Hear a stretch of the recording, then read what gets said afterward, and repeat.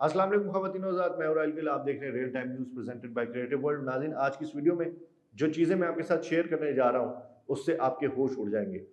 फैसल वावडा साहब, जो कि कभी पीटीआई के रहनुमा हुआ करते थे, उन्होंने एक प्रेस कॉन्फ्रेंस की और उन्होंने कुछ ऐसे इंकशाफ किए हैं जिससे पाकिस्तान ही नहीं बल्कि तमाम वो लोग जो पाकिस्तान से मोहब्बत रखते हैं, पाकिस्तान में, पाकिस्तान से बाहर और जो लोग इक़्तिदार में हैं, वो ये चीज़ सुनकर, वो ये इंकशाफ सुनकर होश उड़ जाएंगे उनके।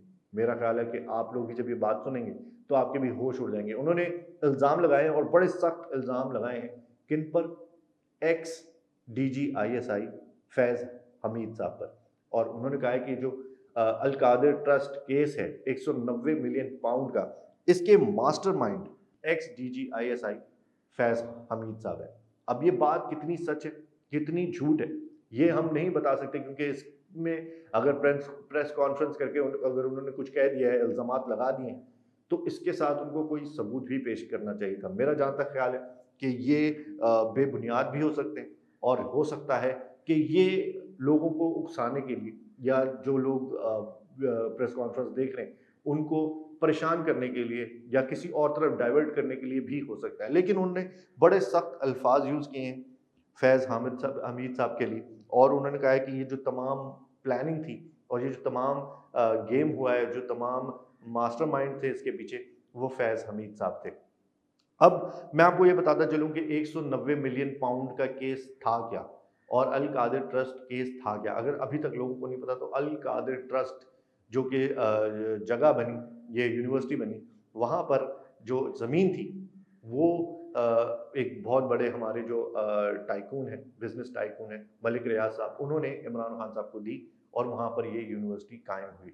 लेकिन कहना ये है, इमरान खान पे ये इल्ज़ाम लगा कि जो 190 मिलियन पाउंड ब्रिटिश वहाँ से आए थे, उनके एनसीए से, वहाँ से जो पैसे थे, वो कौमी ख़जाने में जमा नहीं हुए, बल्कि जो 460 अरब फ़ाइन था मलिक रियाज साहब के ऊपर, तो 190 मिलियन पाउंड तकरीबन 60 अरब रुपए बनते हैं, वो उसके अंदर एडजस्ट किए गए, जिसके एवज़ में, जिसके बदले में मलिक रियाज साहब ने ज़मीन दी ताकि अल कादिर ट्रस्ट बनाया जा सके। अब ये कहानी यहाँ पर ख़त्म नहीं होती। फैसल वावडा साहब कहते हैं कि जी, मैं पुरानी पीटीआई और इमरान खान साहब के साथ हूँ और उनकी आइडियोलॉजी पर काम कर रहा हूँ, उसी आइडियोलॉजी पर काम कर रहा हूँ जो पहले थी, जब वो पार्टी के अंदर थे। अब वो क्या आइडियोलॉजी थी, ये उन्होंने खुल के नहीं बताया कि वो किस चीज़ पर काम करें।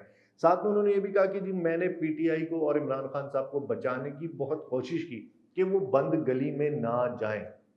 लेकिन वो ऐसा करने में नाकाम रहे, और उन्होंने इमरान खान साहब को ये भी कहा कि आपके साथ जो लोग हैं, उसमें कई आस्तीन के सांप हैं, कई लोग हैं जो सांप हैं जो आपकी जगह लेना चाहते हैं।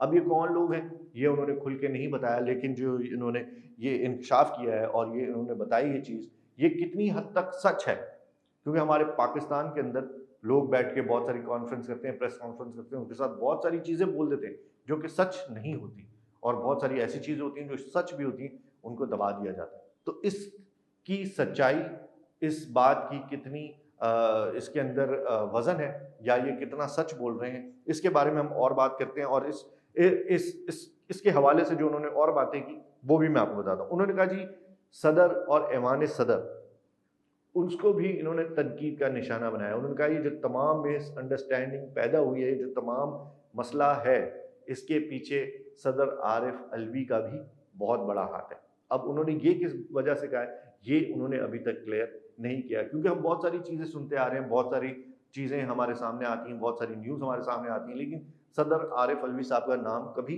सामने किसी चीज़ में नहीं आया। तो ये एक बड़ा उन्होंने नई चीज़ प्रेस कॉन्फ्रेंस में बोली कि जी, मैं आरिफ अलवी साहब को भी इसके अंदर बोलता हूँ कि उनका बहुत बड़ा हाथ है, और उन्होंने भी कहा कि पीटीआई पे पाबंदी नहीं लगानी चाहिए, पीटीआई पे पाबंदी नहीं लगानी चाहिए, लेकिन इस वक्त जो पीटीआई के साथ हो रहा है, वो उससे भी बदतरीन हो रहा है या उससे भी बदतर हो रहा है।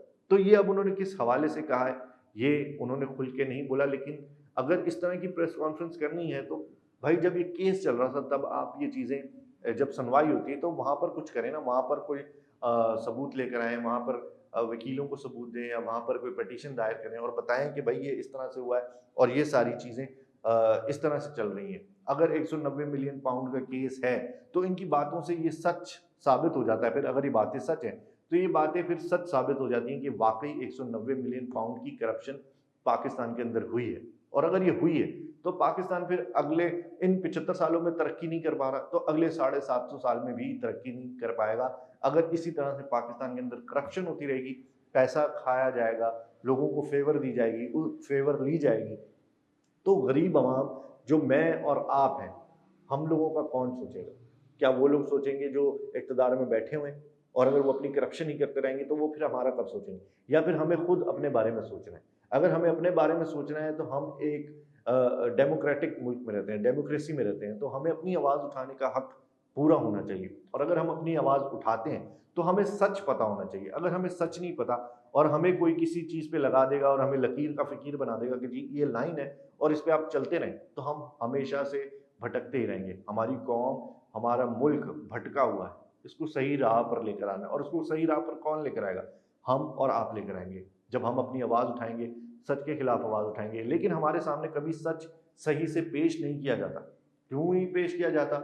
ये हमारे मुल्क के जो हुकूमत है, जो इक़्तिदार में लोग हैं, वो सही बेहतर बता सकते हैं। एक चीज़ मैं आपको और बताता चलूँ कि फैसल वावडा साहब ने भी कहा कि ये जो अल कादर ट्रस्ट है, इसके अंदर तमाम जो चीज़ें हैं, जो तमाम मामलात किए हैं, उसके अंदर शहज़ाद अकबर साहब शामिल हैं, जिनको बैरून मुल्क भेजने में फैज़ हमीद साहब का हाथ था और वो अब पाकिस्तान में नहीं।